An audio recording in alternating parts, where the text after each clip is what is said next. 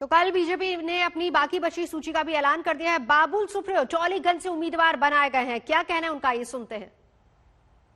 केंद्रीय मंत्री बाबुल सुप्रियो हमारे साथ मौजूद है और वो आसनसोल से लड़ चुके हैं, लोकसभा के सांसद के सदस्य हैं और इस बार विधानसभा चुनाव में टॉलीगंज की सीट से लड़ रहे हैं। बाबुल जी, अगर आप बता सकते हैं कि ये चुनाव जो है कितना एक्साइटिंग होगा, आप क्या डर रहे हैं या आप कॉन्फिडेंट हैं? नहीं, डरने का कोई सवाल नहीं है। डर तो उन्हीं को होता है जो लोगों के साथ अन्याय किया है। तो डर अगर कोई रहे तो वो तृणमूल कांग्रेस है। डर अगर कोई रहा है तो वो लेफ्ट हैं जो 34 साल यहाँ पे अब शासन किया है। डर अगर कोई रहे तो कांग्रेस है जिनकी कोई लीडर भी नहीं है और कोई एक पर्टिकुलर दिशा भी नहीं है जिस रास्ते पे वो देश को आगे लेके जाने की कम से कम मौका तो मिलेगा नहीं, लेकिन रूपरेखा हो।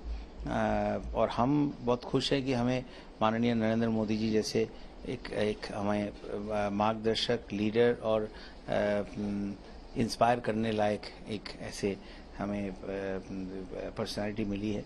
और देखिए, जितना बड़ा चैलेंज उतना ज़्यादा मोटिवेशन, मैं इसी तरीके से देखता हूँ। एमपी का रिस्पॉन्सिबिलिटी मिनिस्टरियल वो है, सब है, लेकिन right at this point of time my hands are very full.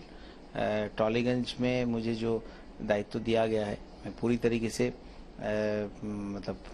पूरी ऊर्जा के साथ लड़ूंगा और डेफिनेटली कॉन्फिडेंटली कह रहा हूँ कि ये सीट जीत के मैं अपने पार्टी के लिए ये सीट मैं जीत के दिखाऊंगा।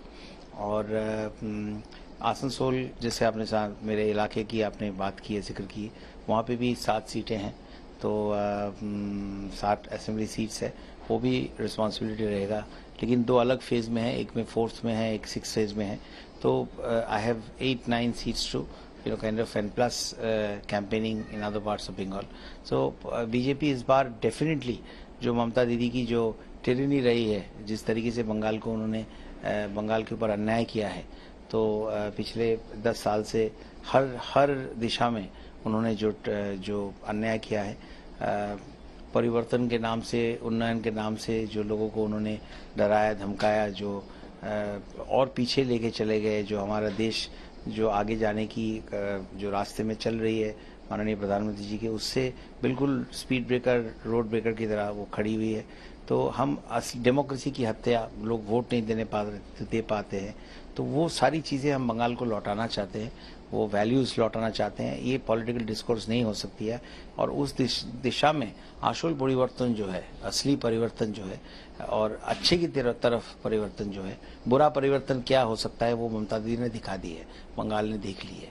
अब असल परिवर्तन की तरफ जो है माननीय प्रधानमंत्री के नेतृत्व में हमें उस दिशा में लेके जाना है और उस एक फुट सोल्जर होने के नाते उस दिशा में जो असेंबली इलेक्शन हो रही है उसमें मुझे एक सीट से लड़ने का जो एक दायित्व मिला है, इससे मैं बहुत खुश हूँ।